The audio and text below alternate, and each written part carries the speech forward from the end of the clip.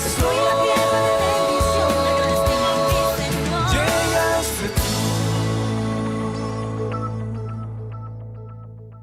¿Quién será el primero en hallarlos? Millones de personas en el mundo entero sufren diferentes necesidades.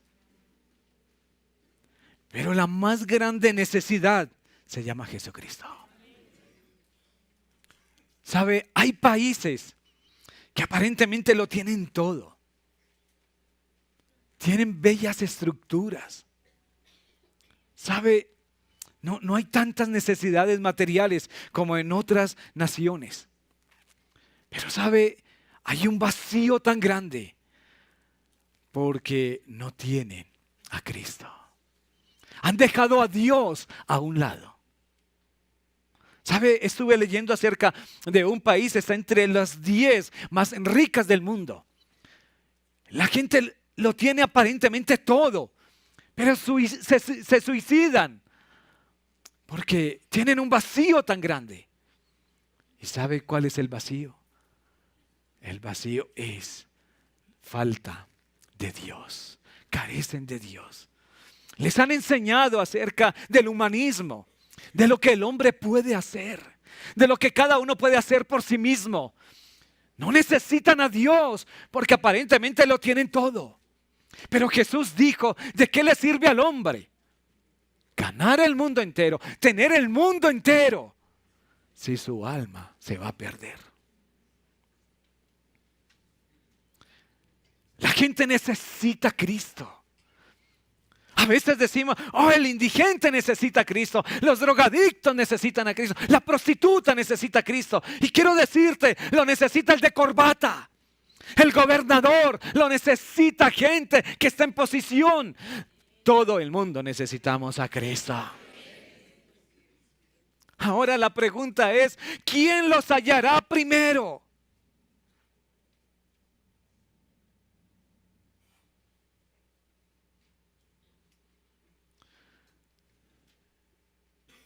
Prediqué un mensaje hace unos días acerca la gente quiere venir, pero los cristianos no quieren ir. Y les conté en esa enseñanza acerca de un grupo de personas que se perdieron allí en Huasca, Cundinamarca. Eso fue en marzo de este año. 9 personas, 4 mujeres, 5 hombres. Inmediatamente que se perdieron, las unidades de rescate se activaron y empezaron a buscarlos, y afortunadamente los encontraron sanos y salvos y los colocaron en un lugar seguro. Pero en febrero del año 2003, 3 americanos que iban en un helicóptero, el helicóptero cayó en las selvas del Caquetá. Son estos 3 hombres, quiero que los vean en la pantalla. Quizás ustedes lo recuerdan, estos 3 americanos. Las unidades de rescate se activaron, pero la guerrilla los halló primero. Y ya sabemos la historia. Ellos pasaron varios años secuestrados, porque primero los hallaron otros. ¿Sabe? Nuestras familias, la gente a nuestro alrededor, gente que amamos, los compañeros de trabajo, amigos, necesitan a Cristo. Pero ahora, ¿quién será el primero en hallarlos? ¿Quién los hallará? Muchos han sido hallados por los vicios, han sido hallados por pandillas, han sido hallados por el pecado. O serán hallados por falsas doctrinas, por sectas. ¿Quién los hallará? O tú los hallarás primero, o otro los hallará.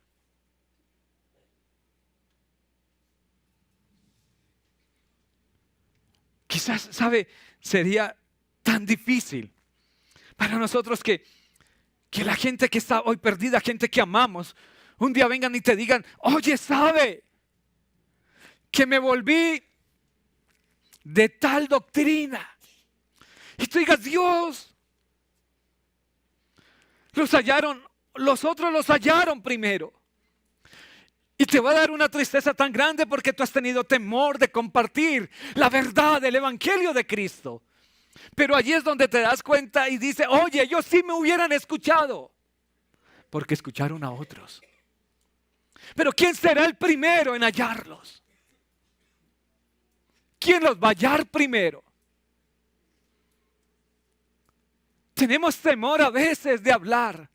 Y ha caído sobre la iglesia un espíritu de mudez. No queremos como hablar. El enemigo quiere que callemos. ¿Sabe qué quiere el enemigo? Que el evangelio no salga de estas 4 paredes, que el evangelio se quede aquí adentro. Pero ¿sabe? El mundo necesita del evangelio de Cristo. Necesita conocer. Muchos están hoy callados. Anoche estuvimos celebrando aquí un matrimonio. Y la pareja que estábamos dando la bendición de matrimonio es un joven que hace 20 años, una noche su madre desesperada nos llamó. Y nos dijo, está enloquecido. Así que fuimos allí, porque vivían en el mismo conjunto de nosotros. Y fuimos con la pastora y oramos por este joven, le compartimos de Cristo. Yo tomé una Biblia, coloqué su nombre, coloqué allí una dedicatoria, un versículo y le entregué la Biblia. ¿Sabe? Pero no pasó nada. No se hizo una liberación ni nada de eso, simplemente compartimos el evangelio. A veces todos pensamos que es liberación. Pastor, libere a mi hijo. Y entonces, y yo oré por este joven y a veces pensaba y decía, ¿qué será de la vida de este joven? Y el año pasado, él llegó a nuestra iglesia. La semilla dio su fruto. 19 años después, dio su fruto. Y me trajo la Biblia y me dijo, recuerda, esta Biblia me ha acompañado durante estos 19 y 20 años. Han estado conmigo. Y yo decía, Dios, gracias. Yo creía que ese fruto, ¿cierto? Esa semilla se había perdido. Pero quiero animarte. Tú no sabes cuándo la semilla reventará. Pero quiero decirte, tarde o temprano reventará.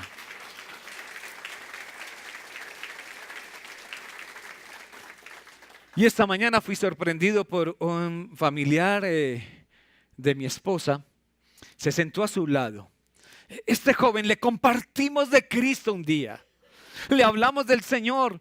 Pero él dijo, gracias, lo tengo todo, ahora no, yo no lo necesito. Pero compartimos del Señor. Una mañana de lunes, en la mañana estaba descansando cuando sonó el teléfono y me dijo, Osquitar, me convertí a Cristo. A Cristo. Me convertí a Cristo. La semilla da su fruto en su tiempo.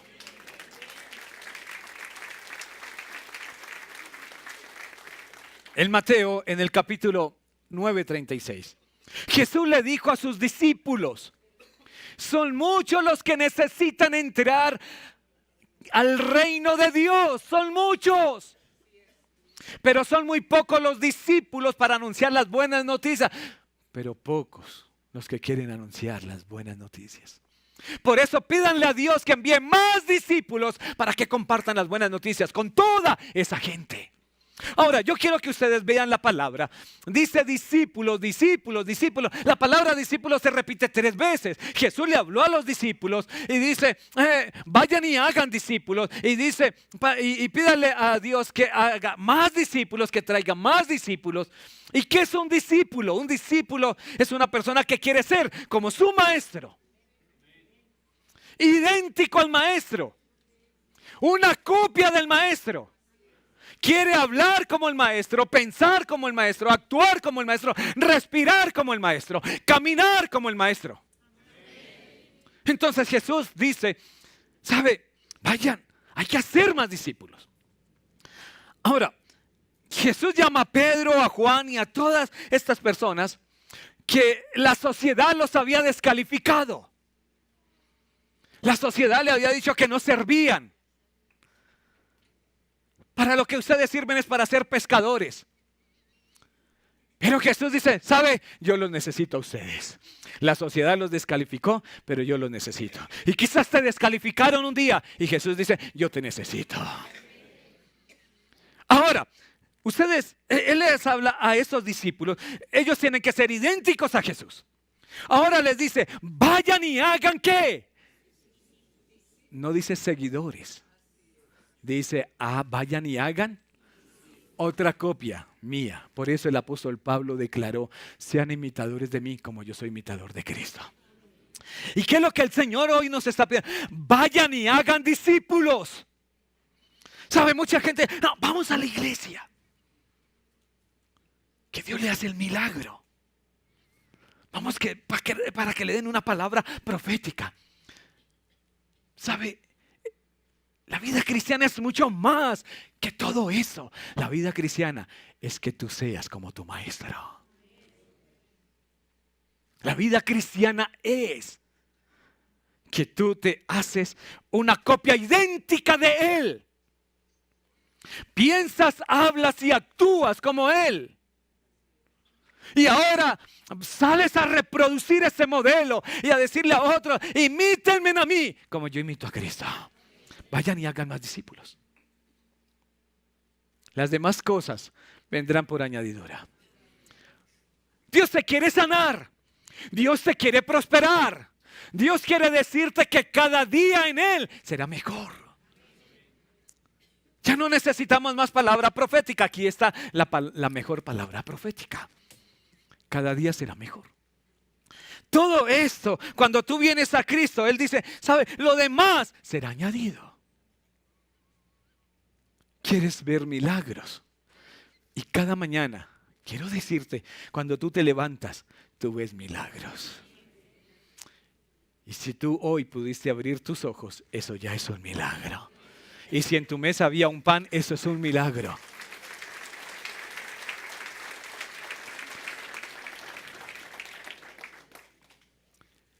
¿Cuánto tiempo pasó para que ese pan llegara a tu mesa? Han transcurrido más de 6 meses. Eso es un milagro. Hoy puedes respirar sin la necesidad de un aparato artificial. Lo puedes hacer. Eso es un milagro. Todos los días vas a ver milagros. Cuando tú vienes a Él, todas las demás cosas serán añadidas. Entonces sería muy triste que un día alguien que tú amas viene y te dice, ¿sabe? Estoy en esta doctrina y tú dices, Dios, ¿qué es esto? Así que tú y yo tenemos una responsabilidad muy grande de dar a conocer la verdad. ¿Cuál es el mandato de Jesús? Jesús dice, Mateo capítulo 28, versos 19 y 20, vayan a la gente de todas las naciones, al que está caído, al que está en drogas, al que está en alcohol, vaya el de corbata, ve a la gente que está en posición, ve a toda la gente, vaya toda la gente de las naciones y háganlas mis discípulos. A veces la gente dice, no, yo no necesito a Dios, yo lo tengo todo. No, vayan a otros. Pero sabe, todos necesitamos al Señor. Por eso vayan a todas las naciones y háganlas mis discípulos, bautícelos en el nombre del Padre, del Hijo y del Espíritu Santo y enséñeles a obedecer todo lo que les he mandado a ustedes. Por mi parte, yo estaré con ustedes todos los días hasta el fin del mundo. No van a estar solos, yo voy con ustedes.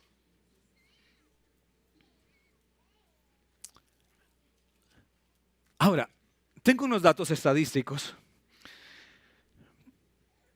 Se estima que entre el año 2010 y el año 2050, la población de musulmanes crecerá un 73%. Mientras que los cristianos la población crecerá 35%. Los cristianos vamos a crecer a un ritmo normal, mientras los musulmanes lo harán al doble. El hinduismo crecerá un 34%, el judaísmo, los judíos crecerán un 16%. Y un dato es que diferentes sectas en América Latina están creciendo, están creciendo. Mucha gente se está pegando a las sectas. Entonces tenemos que hacer algo, hay que hacer algo, iglesia. Para el año 2030 se estima que el 10% de toda Europa será musulmana. Y cuando uno pregunta acerca de esos templos hermosos en Europa, templos grandes que ellos han levantado, ¿sabe? Tan solo llegan a sus reuniones 6 personas, donde cabrían miles. Y aquí es donde nos preguntamos, ¿qué estamos haciendo? ¿Qué es lo que Jesús nos mandó a hacer algo? ¿Sabes? Tenemos que comenzar primeramente en casa. Tenemos que comenzar con nuestras familias. Tenemos que comenzar con nuestras generaciones. Y después iremos a los demás. Tenemos que pasar un testigo a la siguiente generación. En las competencias de relevos hay algo que llaman testigo, y el que va corriendo le da el testigo al siguiente competidor y el siguiente al siguiente en su equipo. Y el último competidor, cuando llegue a la meta y pasa, si lleva el testigo, ganó. Tiene que llevar el testigo. Un testigo que fue pasado de cada uno de los compañeros de equipo. Ahora, tú y yo tenemos que pasar un testigo a las siguientes generaciones, y ese testigo es la palabra de Dios. Y se lo pasa a los hijos, y los hijos a los hijos, a los hijos, y así de generación en generación. ¿Qué va a suceder un día cuando tú seas llamado a la presencia de Dios? Y entonces llegas y le dices a Dios: Señor, aquí está el testigo. Y lo coloca en las manos de Dios. Y Dios te va a decir: oye, ¿no se supone que esto lo debería dejar ir abajo? Porque esto hay que pasarlo de generación en generación. Estábamos cantando una canción de la primavera, ¿cierto? Y la pastora aquí nos hablaba de la primavera. Y estaba yo recordando la Biblia, cuando nos habla de la primavera, habla de nuestra niñez. Cuando habla del verano, se refiere a nuestra adultez. Cuando se refiere al otoño, habla de nuestra vejez. Pero cuando habla del invierno, habla de la muerte, del tiempo que vamos a partir. Y el apóstol Pablo le dice a su discípulo Timoteo: ven antes del invierno. Y hoy tenemos que decirle a muchos: ven antes del invierno. Porque el invierno se nos aproxima a todos. Un día todos iremos al invierno, sin duda alguna. Pero hay que decirle a todos: ven antes del invierno. Ven antes del invierno. Ahora, en el primer discurso de Pedro, ustedes recuerdan, Pedro, cuando Jesús fue crucificado, todos los discípulos estaban llenos de temor, se escondieron. ¿Quiénes fueron las valientes? Las mujeres.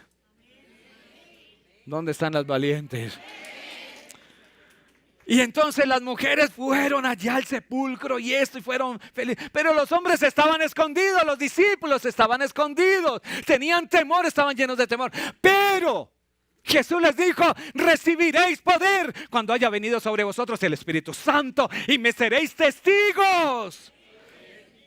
Y entonces el Espíritu de Dios descendió sobre esos discípulos temerosos. Y Pedro se levanta y da su primer discurso lleno del Espíritu Santo. Y quizás tú estás hoy temeroso para hablar a la familia. Tú estás hoy temeroso para hablar a la gente de Cristo. Y hoy en el nombre de Jesús no vamos a pedir que el Espíritu Santo venga, porque Él ya vino. Lo que necesitamos es que tú y yo seamos conscientes de que el Espíritu Santo está en nosotros. Bueno, mucha gente: ay, pastor, pero es que en la iglesia no se mueve el Espíritu Santo. No se moverá en ti, pero que el Espíritu Santo está aquí. Porque esta iglesia existe por Él. Y Él está aquí y Él es el que ha levantado todo esto que ustedes ven es el Espíritu Santo. La gente quiere mover y que la gente se caiga y se levante. No, eso no es el mover del Espíritu Santo. El mover del Espíritu de Dios está dentro de ti. Y lo que necesitamos hoy es que te hagas consciente que tú ya tienes el Espíritu Santo. El poder de Dios está dentro de ti. Que te hagas consciente de esto.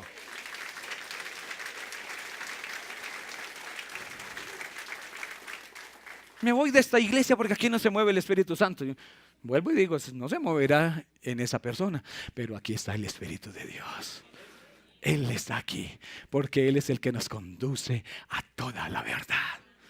Y entonces tenemos que hacer. Entonces el Espíritu Santo vino en el Pentecostés allí, vino en ese momento con un estruendo y vino sobre todos y empezaron a hablar, no en lenguas, sino en diferentes idiomas. Eso es diferente, en diferentes idiomas, para que las demás personas le entendieran. Y Pedro se levanta y da un discurso tremendo.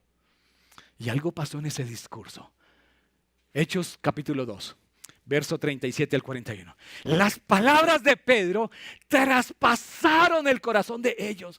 Y hoy cuando tú te hagas consciente que el Espíritu de Dios está en ti, ¿sabe? Cuando abras tus labios para hablar de Cristo, para hablar del Evangelio, tus palabras van a traspasar el corazón de ellos. ¿Cuántos creen en esto? ¿Cuántos creen en eso? ¿Sabe? Cuando David tomó la onda con esa piedra y la lanzó a Goliat, al gigante. ¿Sabe? No era la piedra, no era la fuerza de David, era el poder del Espíritu Santo. Y cuando tú hables, serán palabras sencillas, serán palabras quizás normales, pero van a ir con el poder del Espíritu Santo. Y entonces la piedra dio contra el gigante y el gigante cayó. ¿Y cayó hacia atrás o hacia adelante? Cuando uno le pegan acá, se va hacia atrás. Pero la Biblia dice que se fue hacia adelante. Cayó a los pies. La gente caerá rendida, no a tus pies, a los pies de Cristo. Tus palabras traspasarán corazones. Y entonces ellos le dijeron a los apóstoles: hermanos, ¿qué debemos hacer? Y la gente te va a decir: ¿qué debemos hacer? Porque tus palabras están trayendo, ¿sabe? Convicción, están trayendo algo aquí adentro en el corazón de la gente. ¿Qué tenemos que hacer? Y Pedro contestó: cada uno de ustedes debe arrepentirse de sus pecados y volver a Dios y ser bautizado. Entonces Pedro siguió predicando por largo rato. Y les rogaba con insistencia a todos. Les rogaba con insistencia y persistencia. Y tú tienes que ir y a la gente que tú amas, e insistir, rogar, persistir. Y le decía a sus oyentes: sálvense de esta generación perversa. Y los que creyeron lo que Pedro dijo fueron bautizados y sumados a la iglesia en ese mismo día como 3,000 en total. ¡Qué poder! ¿Cuántas personas se van a convertir? ¿Cuántas personas vas a compartirle el Evangelio? ¿Cuánta gente? Miles. Tú estás llamado para que puedas a miles compartirles del Señor. Ay, pastor, pero no me dejan predicar en ese púlpito. ¿Sabe? Este no es el lugar. Desde el altar, ¿sabe? No alcanzaremos a muchos. El mundo está abierto para todos los que quieran ir y predicar. Vayan y cuenten de las buenas nuevas. Allá hay un púlpito. Ese es el desierto. Juan el Bautista no dijo: bueno, ¿y dónde está el púlpito para predicar? Él se fue al desierto. Y alguien pasaba por el desierto. Y hay mucha gente en este desierto. Están necesitando tu palabra, una palabra tuya. Hay un desierto en casa, hay un desierto en familias, hay un desierto en hogares. Y tú puedes ir a predicar en ese desierto. Ahora, ¿sabe? No nos podemos callar. No nos podemos callar. ¿Sabe? Yo estaba leyendo acerca de cuántas personas podemos nosotros influenciar? Y leí que cada uno de nosotros podemos influenciar semanalmente entre 25 y 50 personas. Esta semana tú te vas a encontrar con cerca de 25 a 50 personas a quienes tú puedes influenciar. Pero sabe, el enemigo quiere que la iglesia esté callada. El enemigo quiere, sabe, que tú no hables, que no le compartas a nadie, que tú no afectes la vida de nadie. El enemigo quiere que tú seas un cristiano de baja influencia, de bajo impacto. Pero ¿cuántos dicen, yo no seré un cristiano de bajo impacto? Yo no seré un cristiano de baja influencia.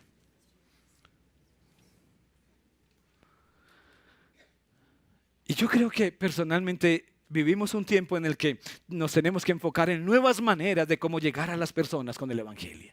Y yo creo que las relaciones en este tiempo, el uno a uno, marcará una gran diferencia. No es compartirle a grupos grandes, es el uno a uno. Es el que tú puedas predicar a uno y luego a otro y luego a otro. El uno a uno. Entonces, quiero que veamos acá. Ahí en Hechos, en el siguiente verso, nos dice que muchos de los que habían oído el mensaje lo creyeron.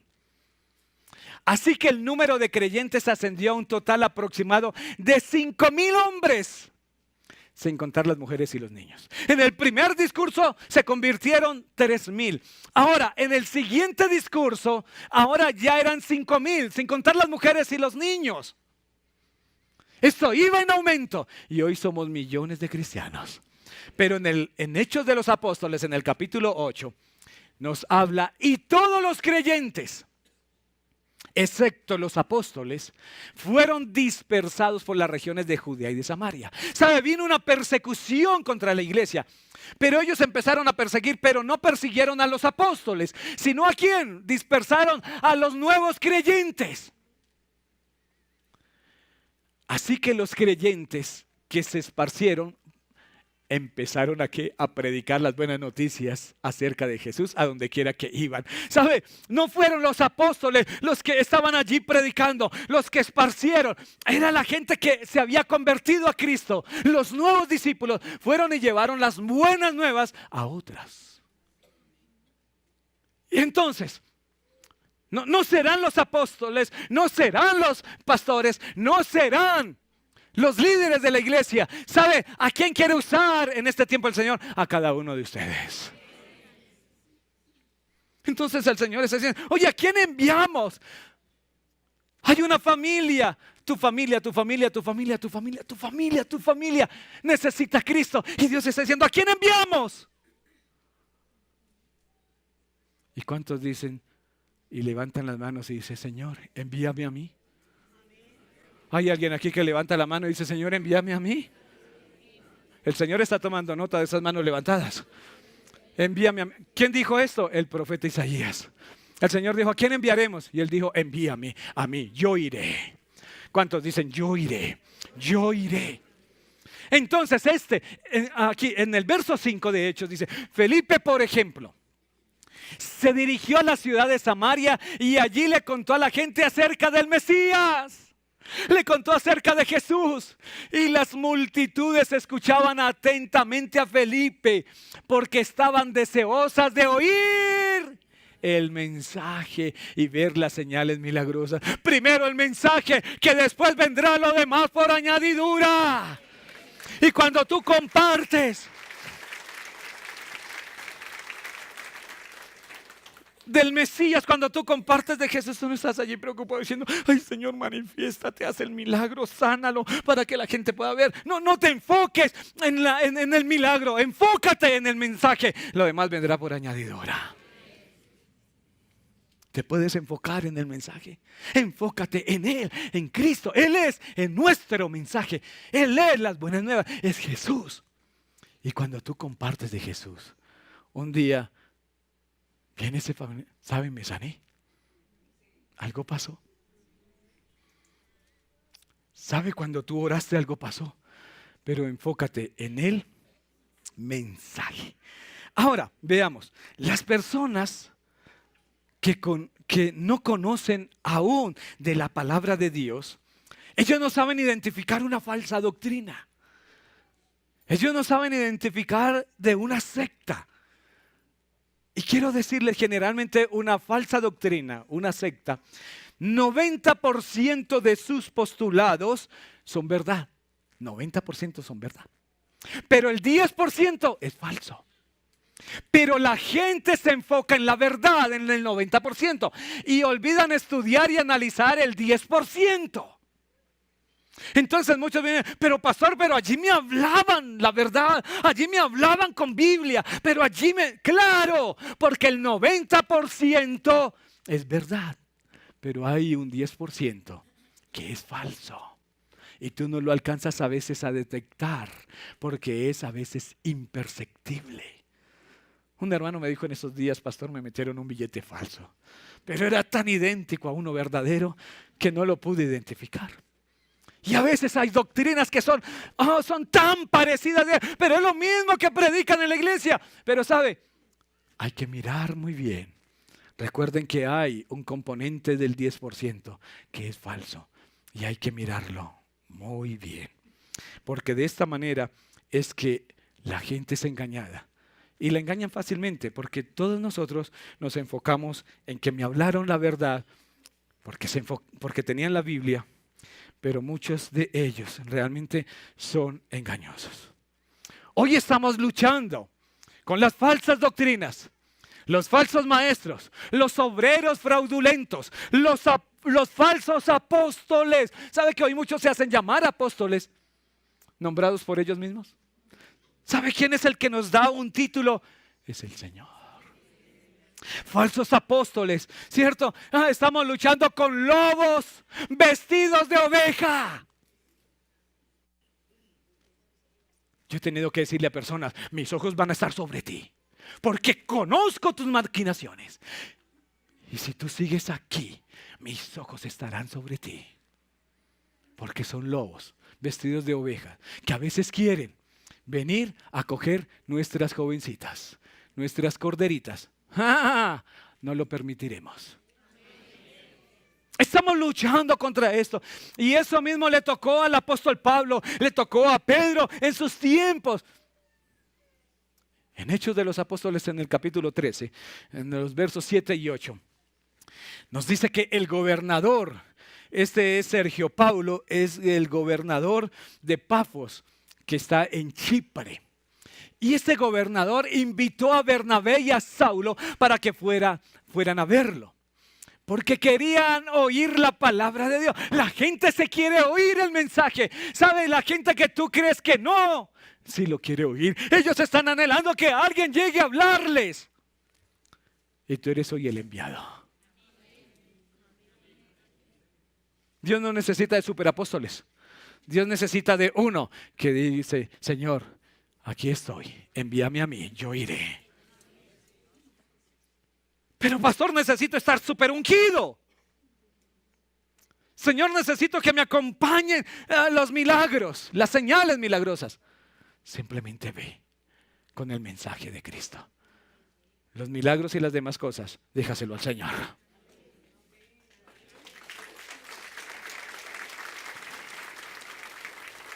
Entonces este gobernador quería oír la palabra, pero Elimás, un hechicero, se entrometió y trataba de persuadir al gobernador para que no prestara atención a lo que Bernabé y Saulo decían. Trataba de impedir que el gobernador creyera. Habrá gente que se va a interponer, habrá gente allí que no va a querer, habrá gente que va a decirle al quien tú le estás llevando el mensaje que no te escuche, que no te escuche. Pero quiero invitarte hoy, decirte, sigue insistiendo, sigue insistiendo, sigue insistiendo, siembra la palabra. Hay por allí una palabra, una parábola de la cizaña y el trigo. Y Jesús dijo, dejen que crezca lo uno y lo otro, que cuando llegue el tiempo del fin, la cizaña se irá al infierno y el trigo irá al reino de los cielos. Entonces, pero llegó un momento en el que ya Pablo se cansó y se molestó tanto con este hechicero que no permitía. El gobernador quería escuchar la palabra. Así que Pablo se levanta y le dice a este hechicero, verso siguiente: mira, ahora mira, el Señor ha puesto su mano de castigo sobre ti y quedarás ciego. No verás la luz del sol por un tiempo. Al instante, neblina y oscuridad cubrieron los ojos del hombre y comenzó a andar a tientas. Oh, la oscuridad. ¿Sabe? No te preocupes por ellos. Deja lo que el Señor hará con ellos. A su debido tiempo recibirán su recompensa. Pero nuestro deber es llevar el mensaje de salvación. Ahora, al final, algo sucedió. Cuando el gobernador vio lo que había sucedido, se convirtió, pues quedó asombrado de la enseñanza acerca del Señor. Y quiero que por favor miren bien este versículo, porque no nos dice que él quedó asombrado porque el hombre quedó ciego. Quedó asombrado de la enseñanza acerca del Señor. ¡Aleluya! Es la enseñanza, es la enseñanza. Es el mensaje, no es el milagro, es el mensaje. Amén. Iglesia, no podemos continuar con los brazos cruzados. ¿Quién los hallará primero? ¿Quién los va a hallar primero? Hay que hacer algo. Tú puedes hacer algo. Hay mucha gente que yo jamás alcanzaré, pero tú los alcanzarás. Hay gente que jamás yo los podré hallar, pero tú los hallarás. Sería muy triste que alguien viniera un día, estoy en tal secta, hoy estoy en tal cosa, y tú dices, Dios, se me adelantaron. Tú hoy perteneces a la unidad de rescate del reino de los cielos. ¿Quiénes quieren hacer parte de ese cuerpo de rescate? ¿Cuántos quieren entrar a la nómina del cielo? La unidad. En el Antiguo Testamento nos dice que Dios cerró el arca de Noé. Dios cerró la puerta del arca de la salvación. ¿Sabe que un día Dios cerrará la puerta de la salvación? Hoy esa puerta está abierta. Mucha gente se pregunta, ¿por qué no ha venido Jesucristo? Oh, tantos años nos predican de que Cristo viene, Cristo viene pronto, arrepiéntete. Y nada que viene. ¿Cuándo será ese día? Y yo tengo la respuesta, porque el Señor Jesucristo aún no ha venido. Porque el Señor ama tanto a los perdidos. Ama tanto a tu familia. Ama tanto a la gente que tú amas, que el Señor dice, espera un poquito, que ya tengo una unidad de rescate que los estaba hallando. Y entonces un día, ¿sabe? Mucha gente se quedaría si Jesús llegara hoy. Gente que tú amas. Yo quiero que Cristo venga pronto. Pero por favor trabajemos, porque hay mucha gente que nosotros amamos y queremos que estén allí también. Y cuando ellos entren, decimos, Señor, ven pronto. ¿Cuántos dicen amén? Entonces, quiero decirte, un día, Dios ha esperado, pero un día la puerta se cerrará y ya no habrá oportunidad. Estamos en el tiempo que todavía hay oportunidad para entrar en el arca de la salvación. Entonces tú dices, ¿qué hay que hacer, pastor? Entonces en 2 de Timoteo capítulo 4 verso 1, el apóstol Pablo le dice a Timoteo, te encarezco delante de Dios y del Señor Jesucristo, que juzgará a los vivos y a los muertos en su manifestación y en su reino. ¿Cómo comienza este verso, este capítulo? Te encarezco.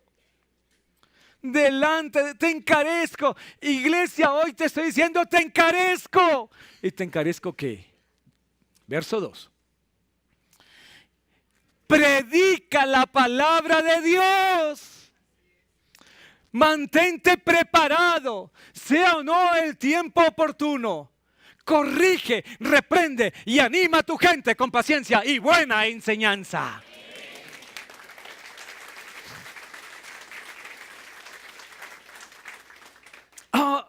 quiero que regresemos. Dice, oye, ¿sabe? Predica la palabra, pero ¿sabe? Tienes que corregir, reprender y animar. Pero ¿sabe cómo lo tienes que hacer? Con paciencia, lo tienes que hacer con amor y tienes que dar una buena enseñanza. A veces cuando venimos a la iglesia y hemos atravesado por tantos lugares nuestra travesía en la vida cristiana, y a veces tenemos mucha confusión y aún tenemos muchos errores porque hemos tomado de tantas cosas, pero tenemos que llegar y sentarnos y decirle al Señor, aquí estoy. Necesito aprender la buena y sana doctrina, porque yo quiero ir y enseñar eso. Así que tenemos mucho que aprender, pero también hay mucho que desaprender. Y yo les quiero decir esto porque es nuestra experiencia en Tierra Deseable. 20 años. Y nosotros aprendimos muchas cosas de una manera errada. Personas que no de mala forma, de buena forma, nos enseñaron versículos bíblicos de una manera errada. Porque hay mucha gente que toma la Biblia y la acomodan para su propio beneficio. Y nosotros cometimos errores, pero Dios un día habló a nuestro corazón y nosotros decidimos aprender la sana doctrina y desaprender lo malo, los errores que habíamos aprendido. Y hoy queremos decirte, aprende la buena doctrina, porque hay gente allá afuera que necesita que tú le des un buen alimento. ¿Sabe? Que el alimento que tú le des no sea contaminado. No sea lo que tú creas. No es que yo creo esto. No es lo que yo creo. Yo no me quiero parar aquí a predicar para decirle lo que yo creo. Yo quiero predicarles y enseñarles lo que Dios dice que es. Porque ahí es donde vienen los errores. Es lo que Dios dice, lo que Dios nos quiere hablar en su palabra. Y entonces tú te tienes que capacitar y preparar, porque hay que llevar este mensaje a otros. Un mensaje sano, un alimento sano.